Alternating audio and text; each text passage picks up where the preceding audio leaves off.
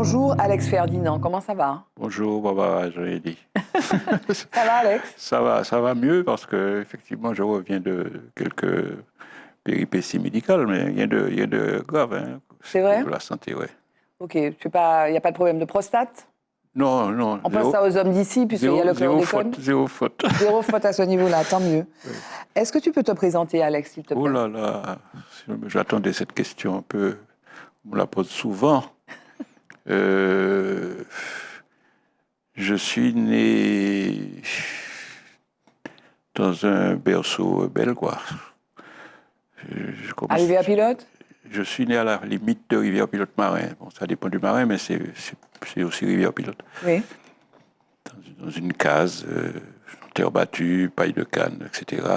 Ma mère était accouchée par sa sœur, etc. Bon, si j'en parle, c'est parce que elle m'a raconté qu'au même moment où elle me mettait au monde, les gendarmes français à cheval encerclaient la maison de mes grands-parents, parce que ma mère était jeune.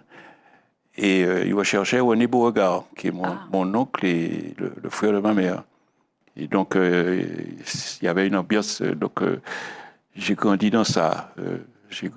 Tes parents faisaient quoi? Donc, c'est un milieu modeste, tes parents faisaient Alors, quoi? mon père a été d'abord prof, Oui. puis douanier, prof au lycée, classe moyenne. élève et prof au lycée Schellcher. Oui. Et ma mère était employée de la Sécu. D'accord. Et c'est une femme qui a eu beaucoup de mérite parce que... Mais pourquoi tu parles de terre battue, alors? Non, c'est parce que je peux dire que tu me dis que je suis de la classe moyenne, mais je suis né dans la misère. D'accord. Je suis né dans la misère, pas d'eau, pas d'électricité, pas de téléphone, pas de route jusqu'à maintenant. D'accord. Donc, j'ai été élevé en grande partie par mes grands-parents aussi, parce que mes parents étaient très jeunes. Et ça m'a forgé, ça m'a... Je ne suis pas né avec contrairement à ce qu'on pourrait penser, avec une cuillère en argent. Qui c'est qui pourrait penser ça? Non, parce que, bon, j'étais prof aussi, tout ça, je fais partie de la classe moyenne. Oui, et des intellectuels aussi. Oui, c'est ça, voilà. Oui. Donc, on peut penser que je suis né dans un berceau...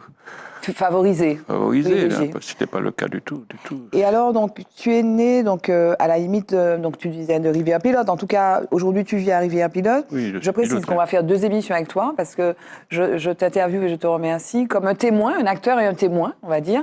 On peut dire de toi que tu es un militant. Et d'ailleurs, voilà, tu es un militant. Et le point d'accroche de cette interview, c'est qu'il y a eu une exposition sur Chalvet, donc 14 février 74. Et toi, tu as contribué à aider la photographe. J'ai préparé l'expo d'abord. Oui, tu as préparé l'expo. Et tu étais très proche de cette photographe Betty Raffaelli qui a documenté ce qui s'est passé en 74. Raconte-nous un peu. Ah, c'est quelque chose d'assez incroyable. Hein. C'est-à-dire qu'elle était venue à la demande d'Aimé Césaire faire une couverture de l'action de Jean-Marie Serrault, à l'époque où il jouait des pièces en Martinique avec Césaire. Elle est repartie. Elle a fait, et puis en arrivant en Martinique, elle a découvert, nous sommes dans l'époque des bidonvilles et tout ça, hein. Donc elle a fait beaucoup de photos que je dis sociétales. Oui. C'est très intéressant. On revoit la Martinique des années 50-60. Et elle est repartie. Entre-temps, éclate la grève des ouvriers agricoles. De 74. Voilà, dite grève de Chalvet, enfin. Et Marcel Monville, qui la connaissait très bien aussi, lui demande de revenir pour couvrir les événements. Elle revient. Et j'ai découvert avec elle qu'elle avait fait plus de 2500 photos, quoi. Et la curiosité aussi, c'est que moi, je faisais beaucoup de photos aussi à l'époque. Et je l'ai photographiée sans savoir que c'était elle. Et c'est par la suite, elle a découvert cette photo 50 ans après. Elle était venue avec une amie. Donc, c'est quelqu'un qui a été actrice, réalisatrice, photographe. C'est une personnalité. Elle est nonagénaire, comme je dis. Hein. Elle a 92, 94 ans maintenant. Betty Raffaelli. Betty Raffaelli. Oui. Mais alors, toi, tu étais à l'époque, donc ça se passe en 74, donc les ouvriers agricoles qui demandent une augmentation de salaire, qui demandent aussi l'arrêt de l'utilisation du chlordécone. Il y a une liste de revendications.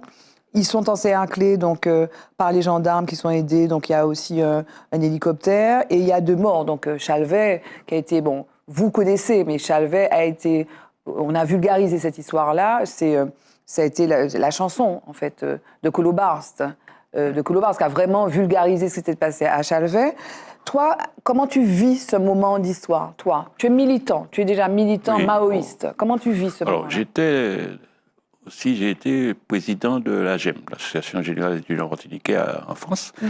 Et chaque année, nous revenions, les étudiants, la plupart revenaient à Martinique, et nous organisions des camps de vacances. Enfin, on appelle ça des camps de vacances, des camps de travail aussi, des camps d'alphabétisation. Et donc, nous fréquentions les personnes défavorisées. Et donc, je suis revenu 2-3 ans avant, définitivement, parce qu'avant, je revenais à chaque année, et avant la grève. Et j'ai été, donc, en revenant, j'ai été prof à la MEP. J'étais à la fondation de la MEP, pratiquement. Prof de philo, prof d'espagnol, les deux. Et nous avions des organisations militantes, hein. Je peux les nommer. Il y avait celle dont je faisais partie, le groupe Septembre 70. En référence à l'insurrection du Sud de 1870. Oui. Il y avait le GAP, le groupe d'Action Prolétarien.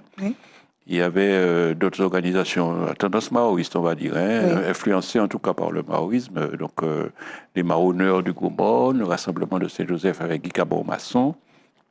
Et puis, il y avait des organisations dites trotskistes, notamment GRS, Groupe Évolution Combat Socialiste. ouvrier, en particulier. Mais nous avons, dès les années 72, c'est-à-dire 2 ans avant, 2 ans et quelques avant, nous avons décidé, comme c'était dans notre philosophie, de nous mettre au service des travailleurs, et puis avec quand même des horizons. Donc, nous avons décidé, donc, notamment de mon organisation, mais également au sein du GAP, nous avons décidé de porter notre action militante sur les ouvriers de la banane, notamment dans le nord, mais aussi dans le centre, François Lamentin, et dans le sud aussi, à Rivière-Pilote, Rivière-Salée, un peu normalement. Et nous avons commencé, comme je dis souvent, par faire des enquêtes. Nous ne sommes pas partis...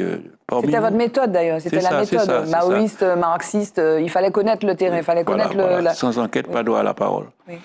Et nous avions parmi nous 2 militants, je peux nommer. Il y avait Léon Bertide, qui était d'ailleurs de ma section, de ma cellule, et Jean-Albert Privat, et nous étions tous les 3. Il y avait un philosophe guadeloupéen qui est décédé, qui s'appelait Raoul Servat, mais qui vivait en Martinique parce que son épouse était martiniquaise.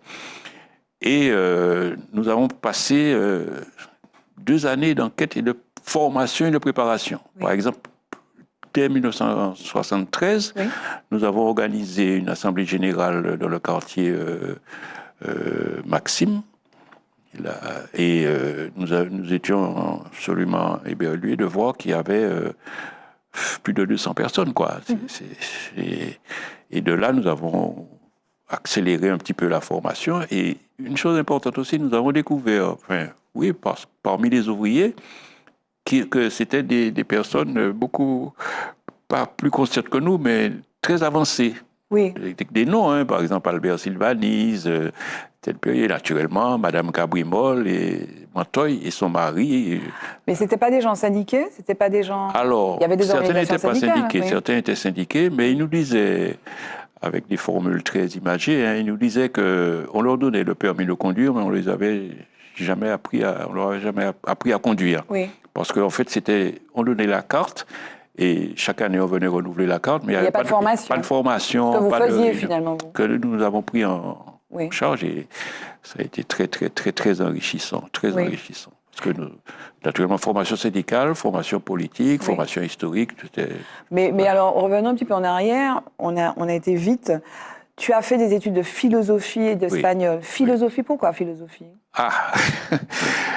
Je me suis retrouvé à Paris... pour les classes seconde, première, terminale. Et j'ai eu des profs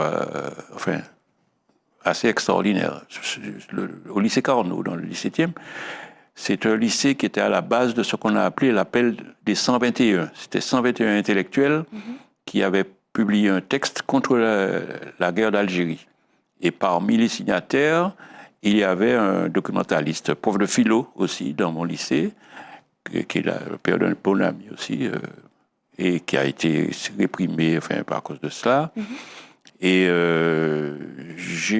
y avait un groupement de profs, de philo notamment, qui venaient en stage aussi, qu'on le connaît, Balibar, Ancière, ce sont des noms très connus dans le milieu. Et par exemple, je me souviens que l'un des profs, on n'oublie pas des noms comme ça, Moguet, à l'agrégation, il y avait premier Jean-Paul Sartre, deuxième Simone de Beauvoir et troisième Moguet. Donc c'était l'élite. Oui. Bon, sans toute modestie, c'était le lycée de Jacques Chirac, etc. Donc c'était l'élite. C'était l'élite. Mais je me suis retrouvé là par hasard. Hein. J'étais d'abord inscrit dans un autre lycée et par hasard, je me suis retrouvé là et je n'ai pas regretté. Quoi. Et la philo, ça sert à quoi aujourd'hui? Tu as été prof, alors tu as été enseignant? Oui, j'ai enseigné au lycée. Surtout à la MEP. Ça sert à quoi, la philo, aujourd'hui?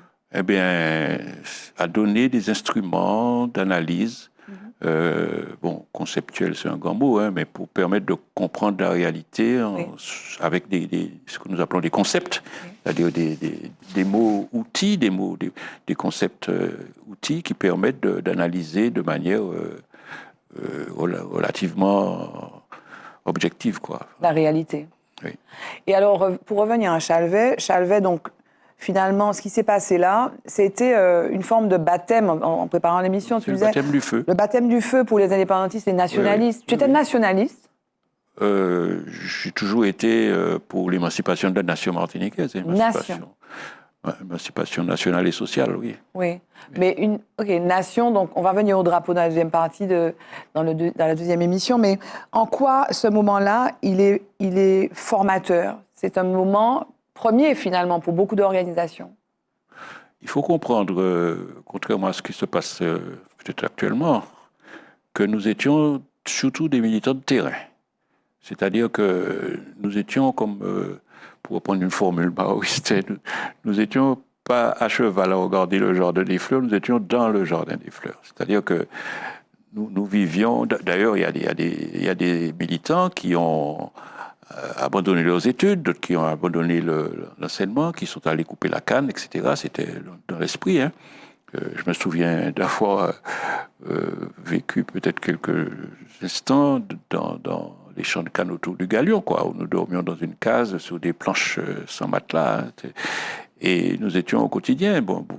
J'avais déjà cette expérience en français, puisque je suis un 68 ans. C'est-à-dire que les événements de 68, en grande partie, ont démarré dans le lycée où j'étais et à la fac aussi.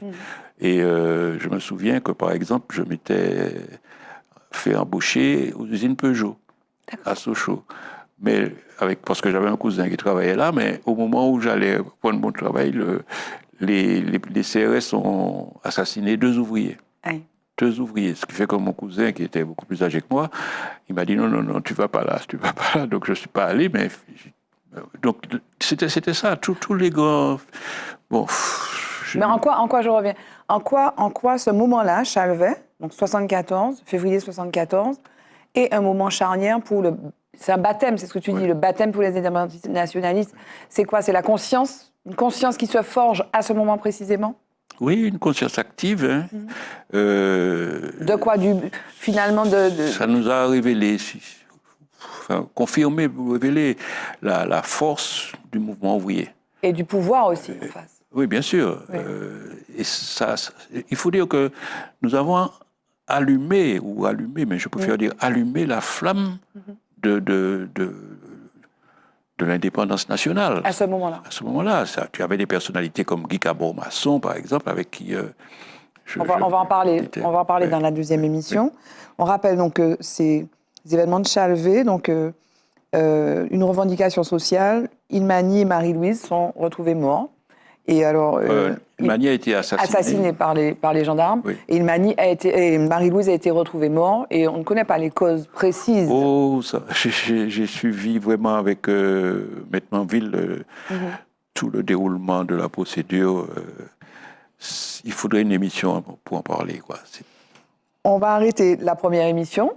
Alex Ferdinand. On va continuer, donc, deuxième épisode d'À cœur ouvert. À suivre, on va parler d'autres moments forts de l'histoire martiniquaise, de ton point de vue, de ta perspective de militant, acteur. Oui. Merci Alex Ferdinand. Merci, c'est moi qui... Mon rôle de transmetteur d'expériences de vécu et d'histoire, donc ça me convient parfaitement.